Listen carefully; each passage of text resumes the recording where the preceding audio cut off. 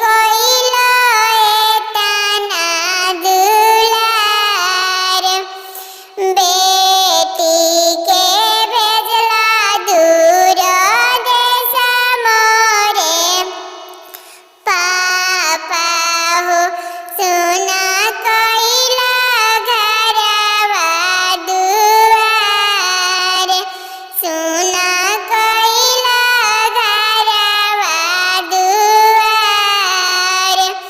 विधि के विधान हमनी भवानी बेटी हो, तेज दिहनी तो के ससुराल, भेज दिहनी तो के ससुराल। काठी के चटैया पापा हो बैठल बाड़ो, हमरो के बैठैले बाड़ो हो।